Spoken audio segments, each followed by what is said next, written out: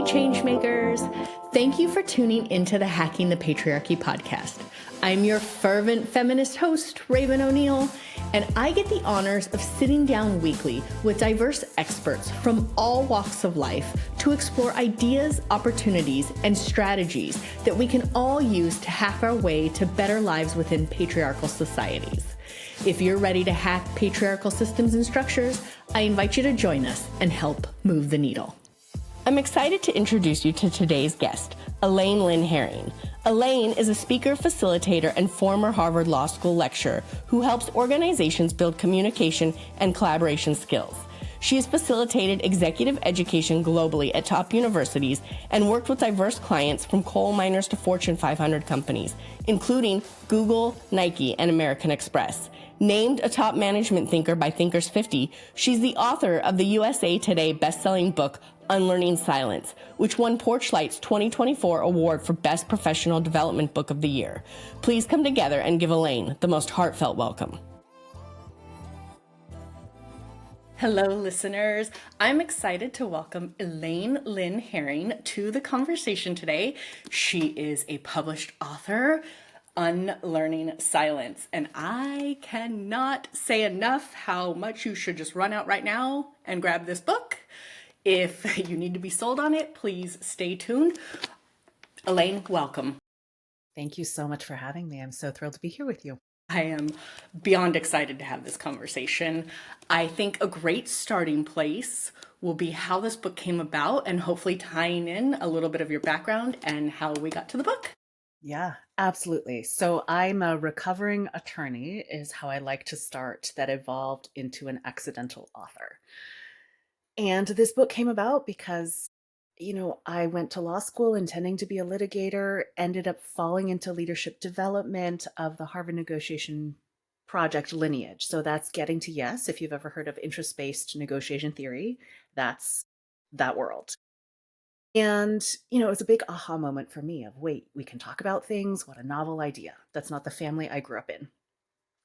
And turns out apparently it's not just my family, it's lots of families. I've learned that since.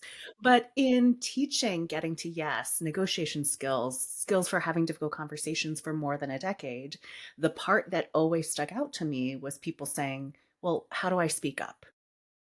And I gave and received the same advice, which was some version of just do it. Be more clear, be more assertive, And as much as I love a good Nike Cortez shoe, just do it doesn't cut it when it comes to speaking up.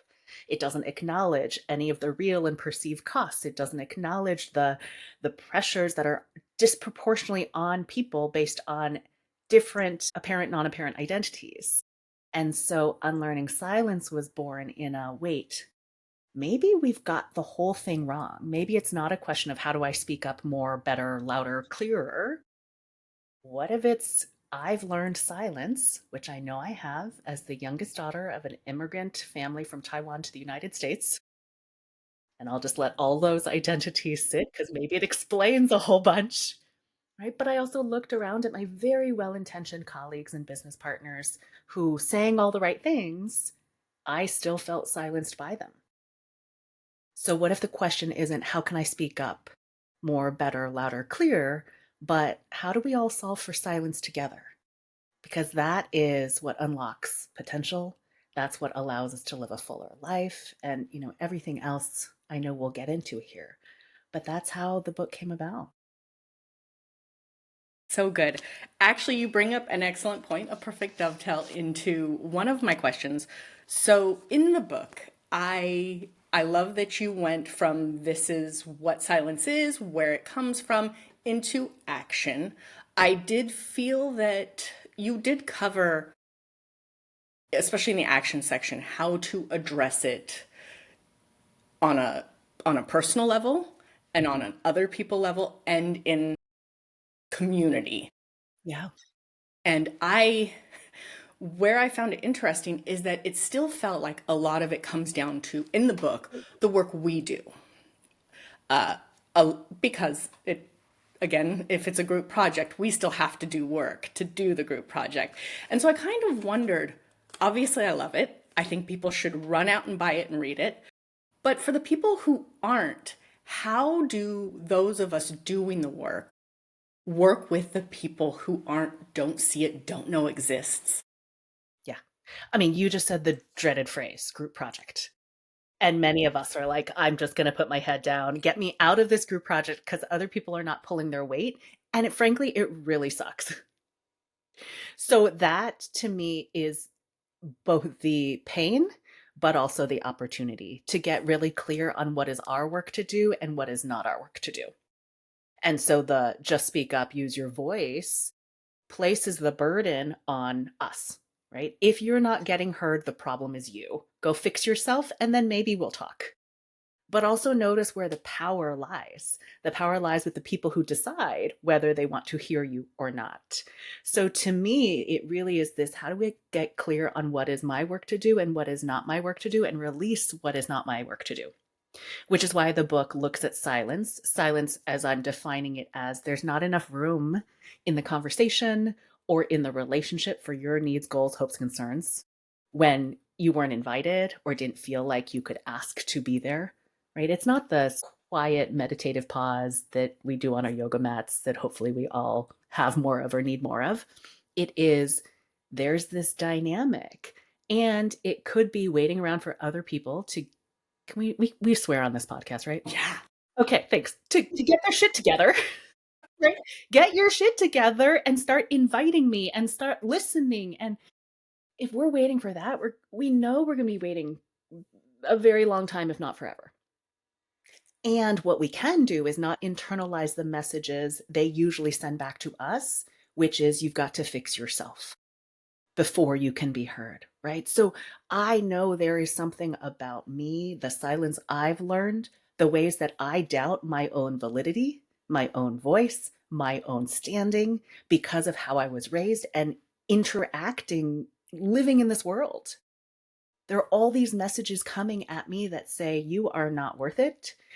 Because you're an Asian American, you must be a DEI person. I'm not do I believe in diversity, equity, inclusion? Absolutely. Am I a expert in that the way that there are professionals who practice that within organizations? No. But if I just ingest the messages that people send to me, particularly as a woman in this world, then I have already given up my power, given up my voice. So some of my work to do is to figure out, what messages have I ingested and adopted? Which of them do I want to keep? Which of them do I want to let go of? And how do I own my own agency in this group project to choose my relationships with all the different players? Because just because they're not pulling their weight doesn't mean that I have to take it all on, which I think is a lot of our instinct, but is, you know what? The fact that you think I should act like your ex-wife or your daughter, that's a you issue, not a me issue. I loved that you were very transparent in the book. You said several times, like, hi, I'm part of the problem too. I'm not saying that I'm not. Totally. I really appreciated that. I found myself, actually here, let me open up the book. It was the first chapter, I think. It was The Silence We Learned. I found myself the whole time going, oh yeah, oh yeah. And then I got into when how we silence ourselves.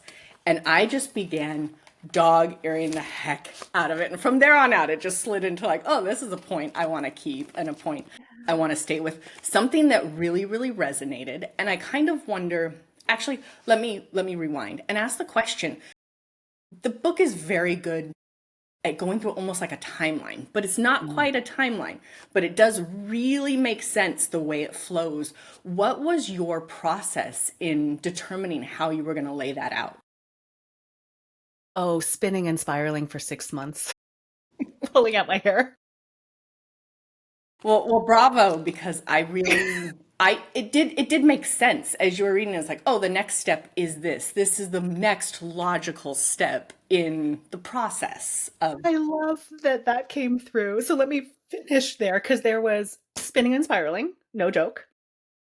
There was buying the book, How to Write a Book Proposal. because that's what you're supposed to do. So all the shoulds in life. That was completely useless to me. That was my experience. And then doom scrolling on LinkedIn, I found someone named Megan Stevenson who works on prescriptive how-to nonfiction books. I was like, oh, I think that's what I'm trying to write here. Now, part of the challenge is the people in my orbit at the time who had written best-selling books structured their books in 3 sections. Like, you've got 3 items, you've got 3 bullet points, or people who had said, look, anything worth communicating has to fit on a 2 by 2 grid, right? You know, that XY axis or the 4 boxes. My brain doesn't work that way. And this idea didn't fit either in the threefold or the 2 by 2. Now, if I listen to the advice, then that would say, then you don't have a idea worth sharing. If I listen to that advice, then the conclusion is I don't have an idea worth sharing. Again, notice what we listen to really matters. Now, Megan Stevenson, who has actually worked on multiple bestsellers and hundreds of thousands of books, said, that's total BS. There's no one way to structure a book. It seems like you need awareness and then you need action. Let's do that. And I was like, we can do that?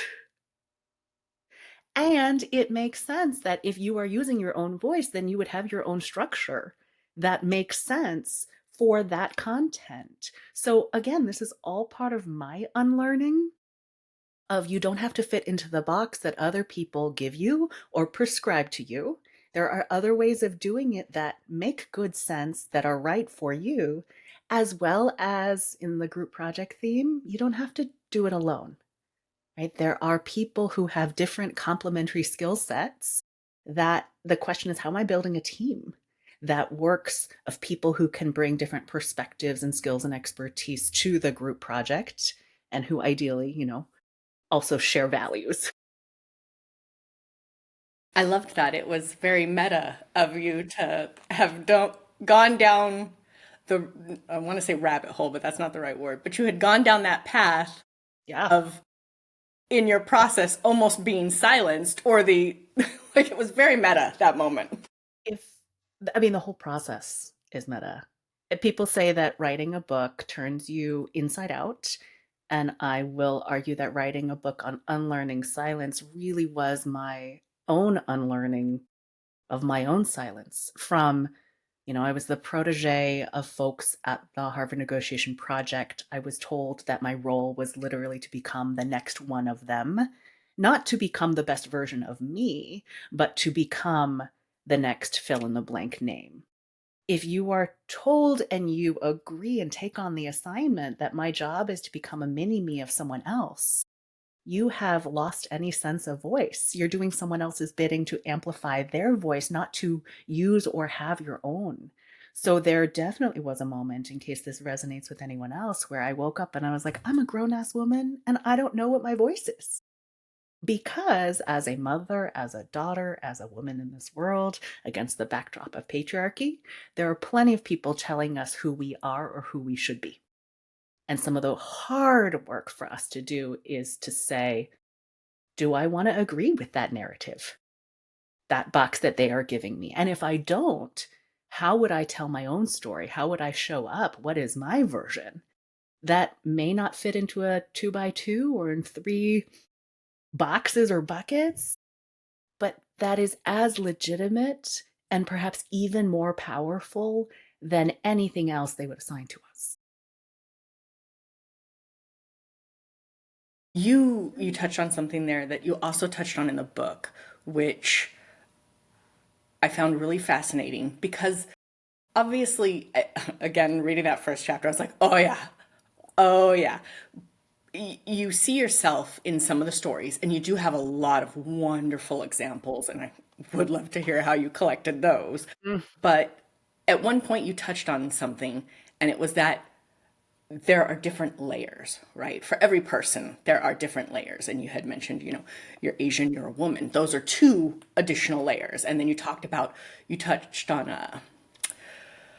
not neurodivergent, the opposite of it. Now I can't remember the word, but Neurotypical. there you go. You did. Yeah. And so kind of peeling back the layers again, the book has a ton of great options at each end of each chapter to do the work and to go through a process and kind of think deeply. But when you are looking at someone who has so many layers, where's a great starting place to kind of peel it back? Yeah. If there is Well, a good start. yeah, I would say all of us, whether or not we realize it, all of us have so many layers. And again, the narrative of whether that layer is a liability or an asset can feel really different based on the context that you're in. Is it inherently worse to be a woman? I'd argue no. Do some of the context we exist in send us that message and treat us that way? Absolutely. So where's a good place to start? I'd, I'd offer two in a choose your own adventure way. The first is what's your why, which is actually one of the four anchors of speaking up that I introduced in the second half of the book. What's your why? Why does it matter to you? And that actually takes me back to values. What are the things that you live for, that you care about, that you want your life to really embody? And where I, in my consulting work with organizations and teams, see the biggest pain point is people actually conflating or adopting organizational values as their own, which is really problematic because we all know that sometimes those organizational values can feel like they're just, decoration in the conference room. Or if we don't see the C-suite executive leadership living it out, then it feels like this is not really what we do. Now, where we also give up our power and our agency is forgetting that our individual values are not synonymous with the organizational values. So, my big question is, do you know what you stand for? What do you want your life to say and to show? Because if you can anchor onto those things, then it gives you guideposts for the rest of your life. For why do you say something or not say something? Why do you do something or not do something? Right? For me, integrity is a huge value. And I didn't realize it was a value until it was violated. And to me, integrity means I'm actually going to do what I'm going to say. I'm going to say what I'm going to do, and vice versa. And the organization I'm a part of, the team I'm a part of, may or may not share that. There's also a ton of research that says if you are not values aligned, it's a quicker road to burnout, right? Because it's a drain on the alignment of your life, literally, right? Your breath, your energy, your days. So I would start with, do you know what your own values are? Because if you don't, it's time to do a time boxed, 15 minutes, get it out draft to say, what are the things I care about? Because that gives you somewhere to anchor yourself in this really noisy world. The second place I'd go, if you don't want to be, if that feels too deep, like, Elaine, do you know what time we're living in? And I don't have time for navel gazing. Again, I'd start low risk because I'm a fan of low risk work. I'd start with two questions that you can ask anytime you're listening to something like listening to this podcast or sitting in a meeting. And that those questions are, what do I think?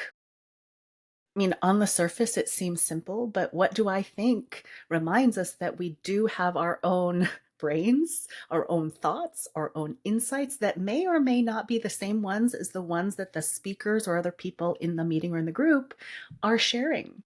The second question after what I think is, what do I need? Again, lots of layers here, particularly with the identities we hold of whether our needs are even taken into consideration. But asking yourself, what do I think and what do I need, reminds you that there is a you in there. And if you have that awareness, it then becomes really hard over time not to choose where, when, and how you share some of those thoughts and needs with other people. But I want to be really clear that that internal work of asking those two questions is not, what does my mom think or what does my manager think, but what do I think? Like, what do I, Elaine Lin Hering, what do you, Raven O'Neill, think? And that awareness then is the spill out into, what do you say or what do you do? So two options, choose your own adventure, but values and also internal work of what do I think, what do I need, are typically great places to start. I do wonder, like, as you're saying that, what that process looks like in actuality. And that's only because I heard that only 50% of the population have that internal monologue. I'm one of the ones with the internal monologue. Yeah. And even then, like picking apart, and that was a bad choice of words, but thinking deeply about what each of those things then result in. And is that me or is it something else? Which is why the values work is so important, right? The values is okay, how does that go against integrity or kindness or whatever your own values are? You got to checkbox. Otherwise, it's just noise. It's noise. And then some of us with internal voices, we have noise from our internal voices too, right? It's bad when it comes out your mouth. Which at least it's then surfaced. That's part of the tension, particularly when I've worked with groups or folks on difficult conversations. The conversations are difficult because no one's actually saying anything. We're going through the motions of doing the dance, the professional conversation, the right way of having the conversation, and we actually say absolutely nothing. And our internal voices are like, this is such a waste of time, right? I hate this group project. Why can't you get your act together? And it's not to say that the unfiltered is always the way to go, but actually listening to what's that ragey voice in my head and what's at the heart of that? Is it that I don't feel respected? Is it that the timeline seems completely unreasonable? Is it that I don't trust you because you threw me under the bus last time? And so could I actually find a way to name and solve for that rather than just following a script that I think many of us, we all know how to do the dance because we've observed it, because we've had to do it, and really questioning how effective is that? Are we actually getting work done here? Are we just going through the motions, passing time, taking up space? And how is that sitting with us? So I think it was in the book. It might have been in the cover. I can't remember. I think it said something like 9 years. This was 9 years in the making. And I wonder what the catalyst for something like this looks like. It was 9 years in the making because I first had this idea to focus on speaking up in 2015. The book launched in 2024. So if my math is mathing, 9 years. The first 5 of those years was trying to fit into the existing paradigm, right? How do I explain more clearly what other people have taught me? And some of that is the process of finding out that we actually, as ourselves, our unique selves, have something to add, something of value to offer. And then George Floyd was murdered, and I was standing in my side yard. I was nursing a newborn, and my father was undergoing chemo. And so I was not out on the streets protesting. And I thought, am I a bad human being because of those binary choices? And thought, well, if that's the only way to use my voice, then I'm not using my voice. But I've also learned to stay silent. Again, youngest daughter, immigrant family from Asia to the States. Also grew up in the Christian church. Just layer that on, right? I have benefited from staying silent. It made me a good team player. It made me easy to work with. People want you on your team when you don't seem to have any needs of your own and allow them to take credit for your work. It also means that you don't get promoted. It also means that you're not leadership material. Again, for those of you listening, there are air quotes going on in the video form of this conversation. And it was my realization of, oh, I've learned silence. And I didn't just make it up, right? I'm watching and noticing the ways that the people around me are silencing me, and I see how it's baked into our systems. So it took me 5 years to get to the frame. And after I had that frame, it was also, am I going to take up space? Because at the time I was told, sort of, wait your turn. There were a couple of people ahead of me who were more senior, who should be producing content. So I should be waiting until they do it to not skip the line. And it was a moment of, are you going to let other people hijack your priorities? because as I am holding space for keeping this ship afloat, there's this project that I think, this idea that I think should have been out pre-2020. And then there's the self-flagellation, if I'm honest, of shoot, like I missed the timeline. Other people have written on speaking up or written the books, or it's too late. And to that I'd say it's actually never too late. And as I read everything else out there on the market around using your voice, I realized no one has actually written. Unlearning Silence is the first commercial mainstream book on silence. And no one can actually be you but you. So even if the subtitle or a title says the same thing, you're going to come to the world, to the project, to the issue with a different perspective than anyone else because of all those identities and experiences. And so, in that sense, not counting ourselves out before we've even begun. And then, of course, I needed time for spinning and spiraling and doom scrolling. So we eventually got there. And then, of course, book deal to bookshelves with traditional publishing is 2 years. So, all in all, 9 years. So, a very long gestational period, shall we say. Yeah. But still, it's here. It is here and it's so good. Where to go next? You said so many things in that last part too that I wanted to dive into. One of them is, it's so funny. I have a friend of mine who is writing a book and she's writing it on human-centric leadership. And you even mentioned that in the book. And I was like, I so want to hand this to her and be like, read this. But I also want her to write her book and then be like, you're done with it. Read this. I don't want to get thoughts in her head. I don't want to add to any spiraling doom scrolling she's doing.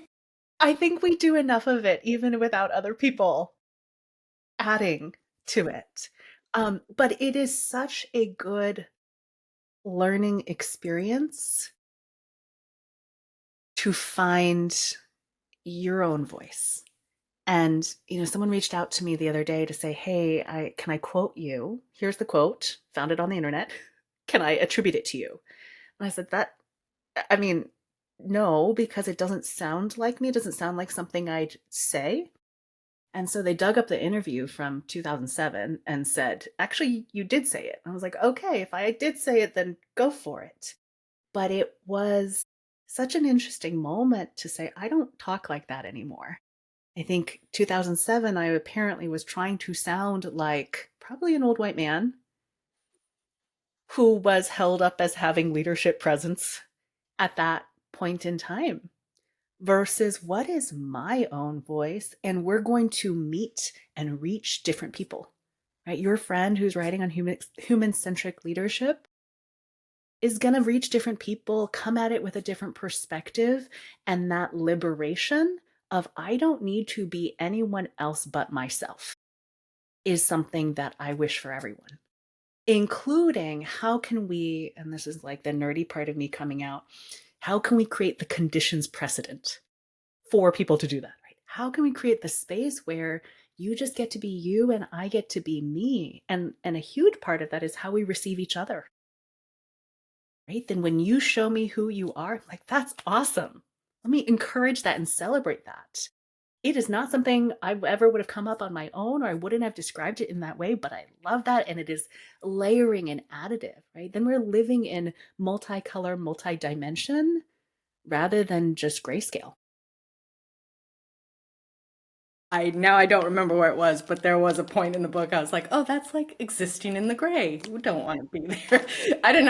It was closer to the end and I don't remember what it was, but I was like, oh, that's an interesting point. I also love that you just now mentioned it, and you mentioned it in the book, that who we are today doesn't have to be who we are tomorrow. And that plays an important role because in Unlearning Silence, I would say you have to meet yourself where you are. You get to look at the past, but you don't have to be that person. Yeah. And there's so many, I'll say obstacles, because that feels right. There's so many obstacles to that process, including that moment I mentioned earlier of I'm a grown-ass woman and I don't know what my voice is. Right behind that is, and I don't know who I am. That is the shame spiral, it's so disorienting that it's easy to say, "You know what? Don't wanna touch that, just gonna go watch something on Netflix." And at some level, I wouldn't blame you, except for this liberatory freedom of actually getting to be who you are and the joy of seeing that you being you is powerful in this world, and that people actually want you rather than some, fictitious, full of shoulds version. And it also begs a really deep question that philosophers and economists debate all the time, which is, can people really change? And I'd argue, transparently about my bias, because I am in the world of leadership development, I have to believe that people can change. And I have experienced enough people changing and evolving that I know that it is true. And I know it is true about myself. But folks like Daniel Kahneman would say, people don't really change. And again, it's, who are you going to listen to? What are you going to believe? Do you want to do the work that can be disorienting in part of the journey to say, who am I? Who do I want to become? And do I want to allow myself to evolve? I will say one of the hard things about not being the same person tomorrow as you were today is this question of, do I have integrity? Right? Am I a flip flopper? The things that I stood for, does that still matter? And by the way, my relationships, my social ties often rely on me being a particular person and us having a particular pre existing relationship.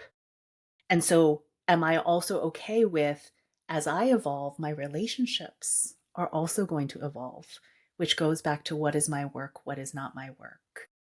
To me, to be human, to be growing and learning fundamentally means that I'm not going to be, I would hope I'm not the same tomorrow as I am today.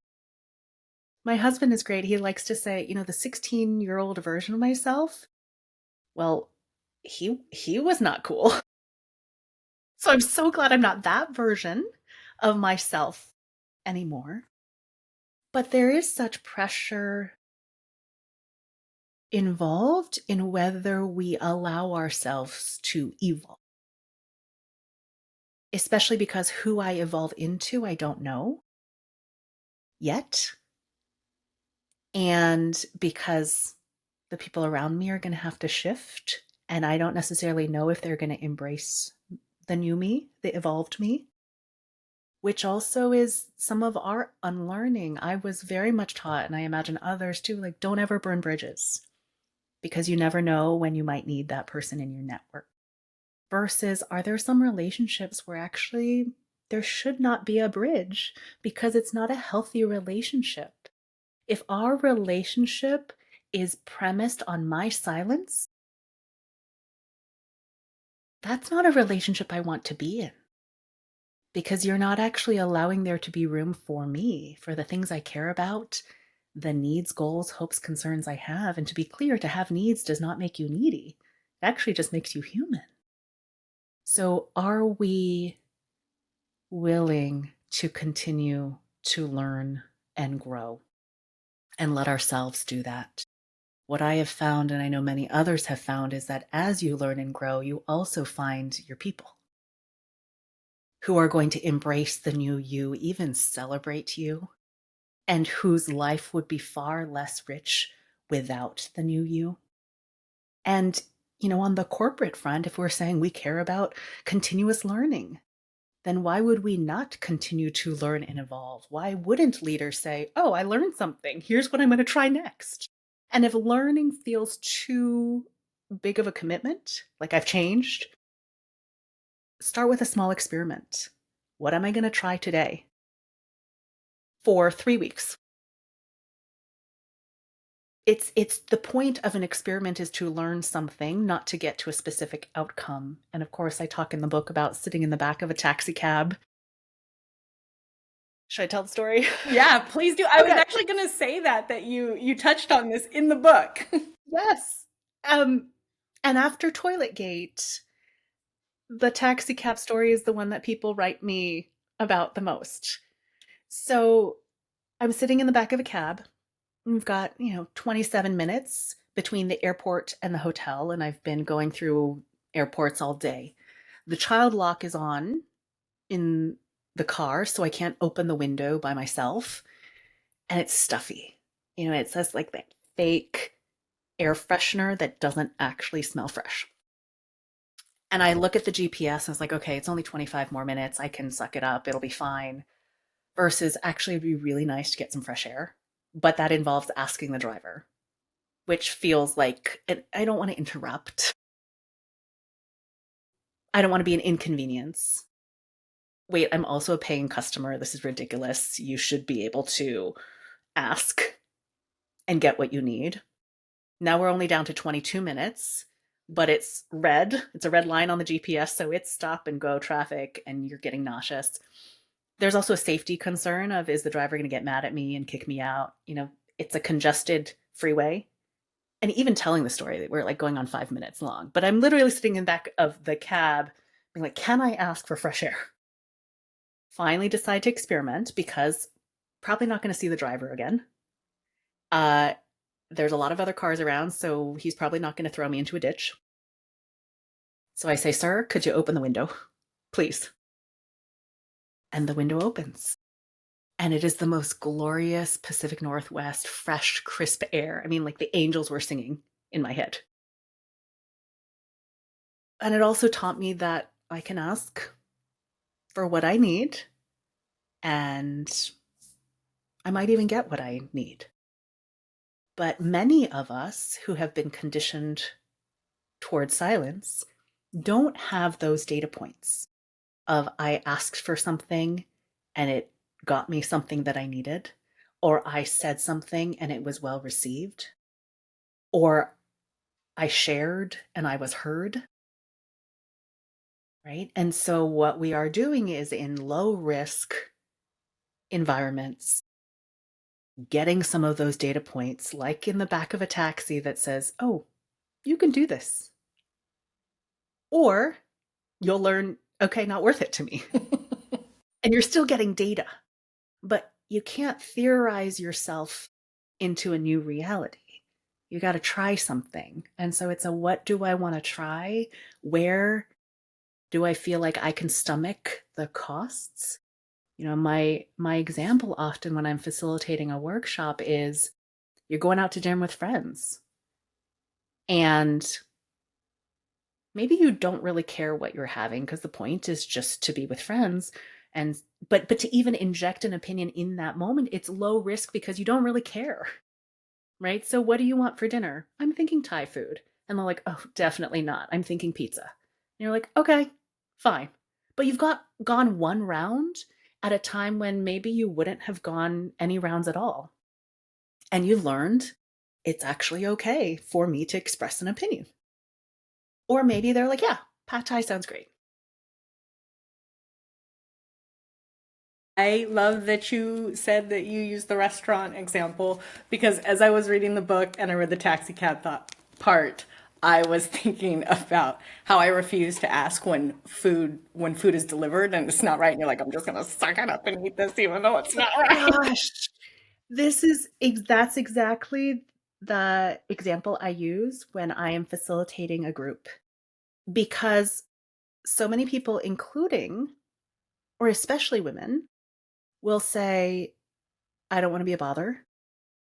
I don't want to seem like a bitch, which again, not your problem, and how other people experience you, particularly if you are asking courteously, right?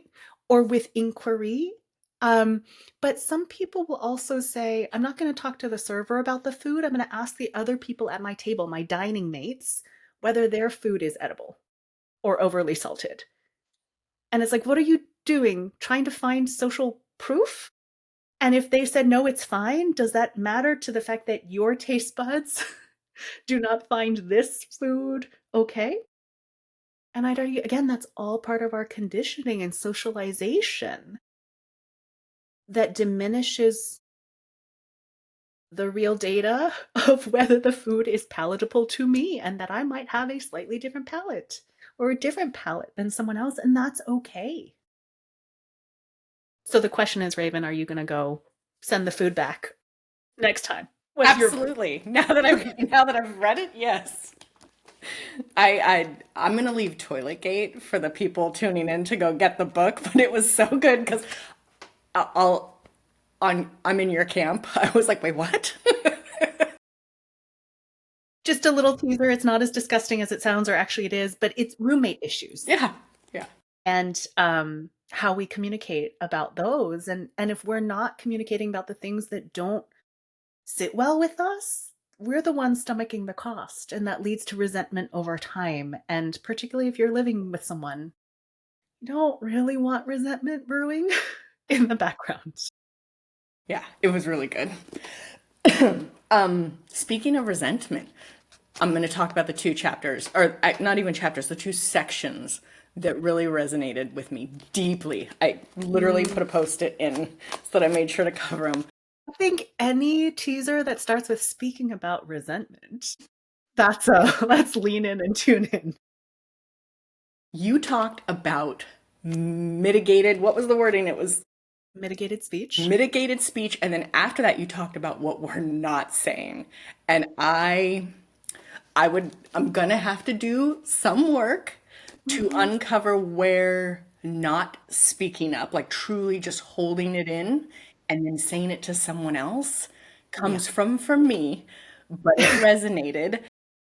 I had to look back at, and I have done that my whole life. Literally keep it in, and then if I let it out, I let it out, not to the person that it needs to be directed Mhm. at. And then you start to Mhm. believe, and you have to question, Yes. is this true or isn't it? But with that, again, I started to ask, did somewhere along the line I learned it, or Mhm. or I taught myself it and accepted Yeah. that that was just the way things needed to be, but also modeling, seeing it modeled. So in my professional career, I have done that several times. Full transparency, Yeah. I'm guilty. Yes. And I wonder, 90% of the fault is definitely on me. I take responsibility for my behavior. But looking back at also, could I not speak to the person because they had exemplified that my. Yeah. It's all interwoven. It's all interwoven, right? And our choices, or what seems like a doable choice or an option, that aperture of what we believe to be possible or doable is also shaped by the environment. So if you are in an environment where people triangulate, meaning talk to the other person instead of talking to you, or you talk about each other rather than to each other, if that's the cultural norm, then human behavior is to, particularly if you're more junior or your seat at the table is already more tenuous, is to adopt whatever cultural norm is there. Because going against the grain is higher risk. So I say that not to let you off the hook, but to contextualize the choices that seem like choices to us in those moments. And then what we forget is that there's a cost to that silence as well. And there's a great Time magazine article that folks can Google with the title Silence is Killing Women. And, there is research in my book as well as in that article of the real damaging impacts contributing to social isolation and loneliness and silence being a secondary trauma response. So there's so much depth there, which to me is also the reason and the argument to really excavate and question, is this how I still want to live? And if it's not, seems ripe for an experiment. Try something. Um, it's also are we living intentionally, or are we just acting the way that everyone else acts? Because there's a cultural norm that forms on a team, in an organization, in the world.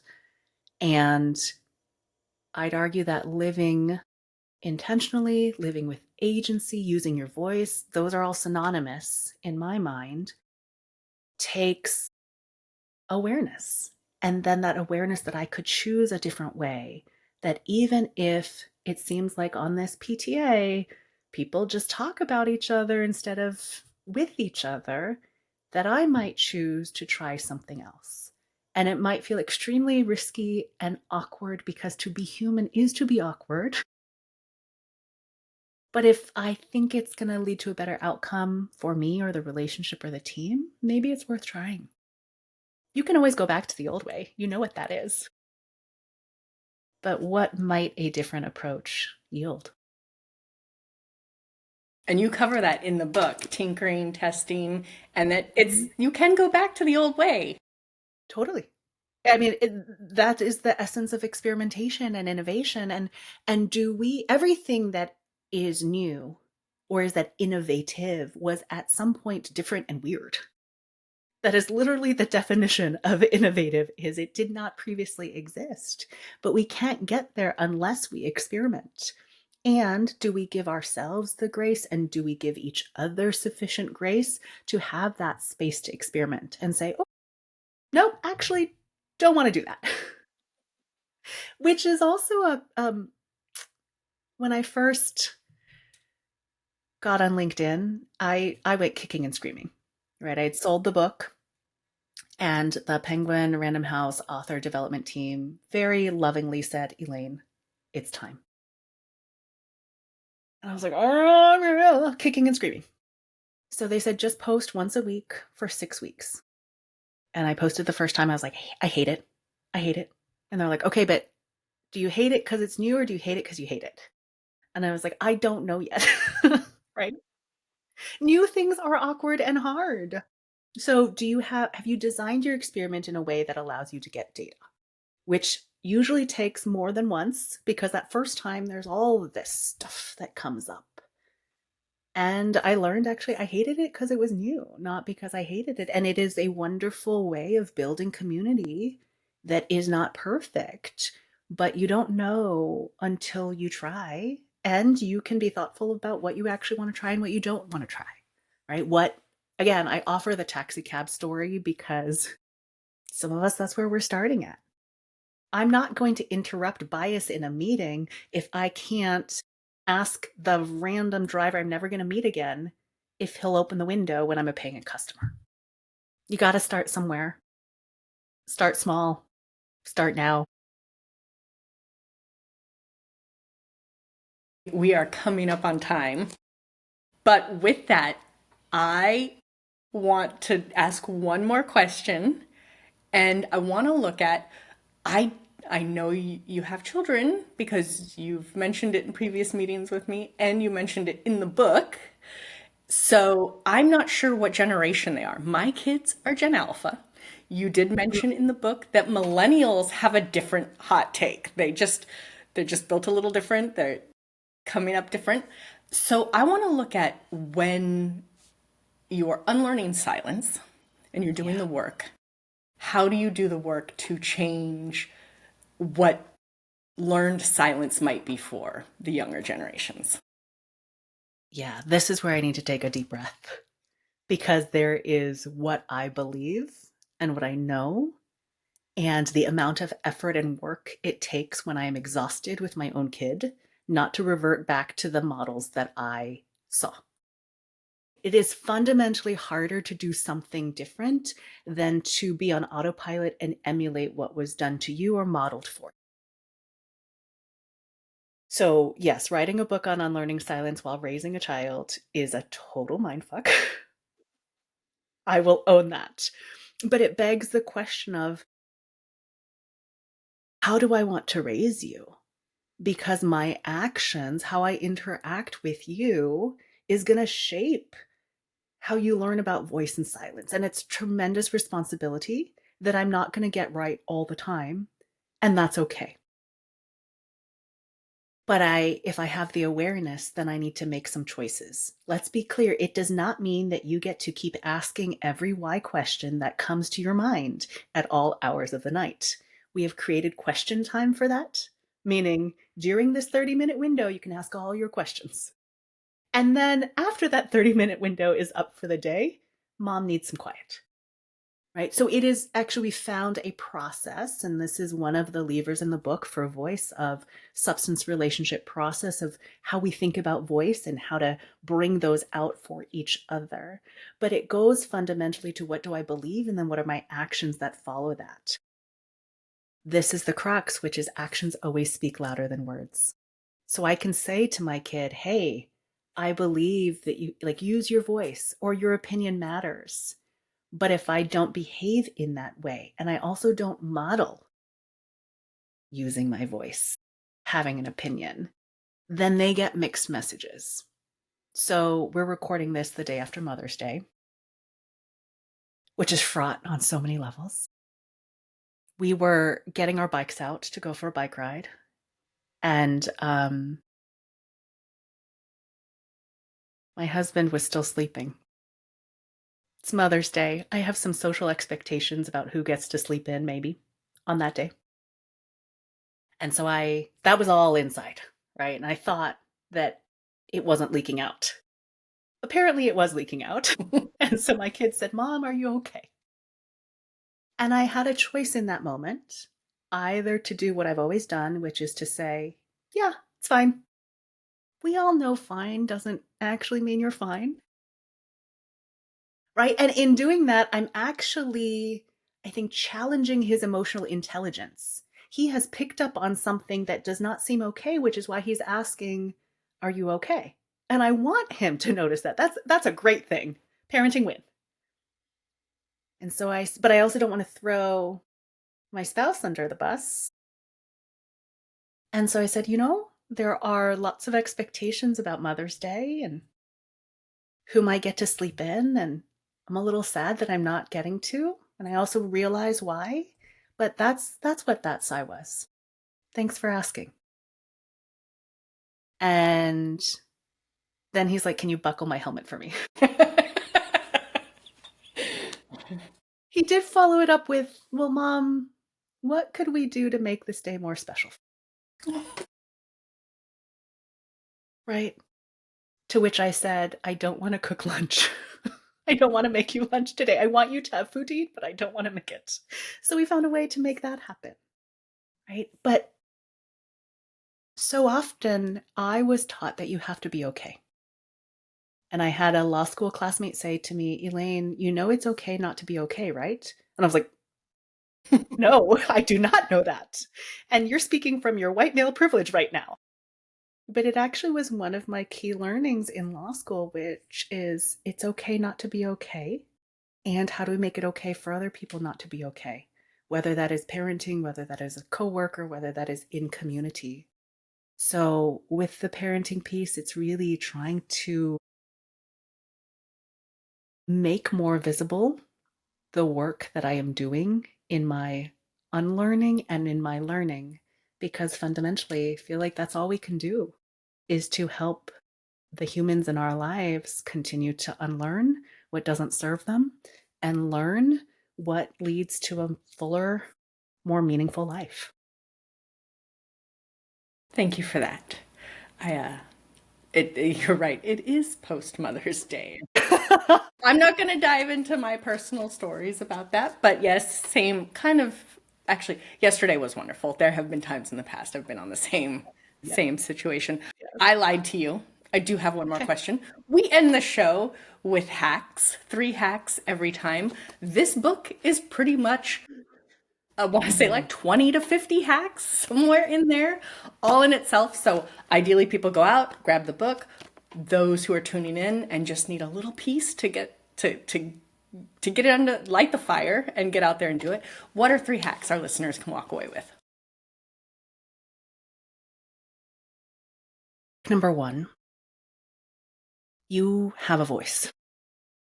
There is a you in there. It might be buried beneath layers of social expectation and propriety and shoulds and other people's needs, but there is a you. And so a mental hack is just, and it's a therapy move as well. If I had a voice, what would I do? If I had a voice, what would I say? And it just gives a little bit of space between what you might feel and your future aspirational self of having a voice and using your voice. So adding that, if I had a voice, what would I do? What would I say? Is a hack. Second, I'd go back to that, what do I think? What do I need? That awareness, that internal awareness. And the third hack is really adopting that stance of experimentation that we've talked about throughout this episode, which is you try and you learn something, and you try and you model for the people around you and the kids in your lives that it's okay to try, and that it may feel like a failure or it may be a failure, but what have I learned? So that we as human beings continue to learn and evolve and grow and not be stuck in the patterns that don't serve us or that leave us feeling really small and stifled, right? I want that freedom and that expansiveness for you, and I want the world to get to experience you in all that you bring, that we would just be so much poorer without. So try something. And the caveat to that is you're not waiting for the right next step or the perfect next step. It's taking a next step and experiment, because it will reveal new data, new perspective, a new stance, new information to you, but you're not going to access, it's like a video game, right? You don't access the next level with the gold coins. That's a Mario Brothers reference, right? You don't access that unless you move into the next level, the next zone, which takes a step. Even if it's not the perfect step or right step, it is part of your journey and you will learn something, and therefore it is worthwhile. I love it. The book is Unlearning Silence.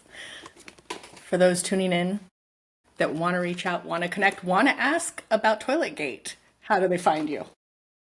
Well, to access Toiletgate and all of the other hacks in the book, please do pick up Unlearning Silence, hardback, large print, audiobook, whatever is your learning style. And Raven, if we can put that in the show notes, folks can find Unlearning Silence. Otherwise, I am Elaine Lin Hering on LinkedIn. Given that I apparently don't hate it because I hate it, but hated it because it was new, please do connect. Elaine, thank you so much for taking time out of your day to join us and to break down some of the topics in the book. I so appreciate you. Such a joy. Thanks for having me. Thank you so much for tuning in and listening to today's episode. For all the juicy deets on this episode, be sure to check out our show notes or give us a holler on Instagram at Hacking the Patriarchy Podcast. And if you enjoyed this episode and you'd like to help support this podcast, don't be shy. Please share it with your friends. Sharing is caring after all. Lastly, if you'd like to lend your personal support, please take a moment to tell the world about it with a review on your favorite streaming platform. We'd be forever grateful. Tune in again soon to enjoy a brand new episode of the Hacking the Patriarchy podcast. And until next time, keep on hacking, my friends.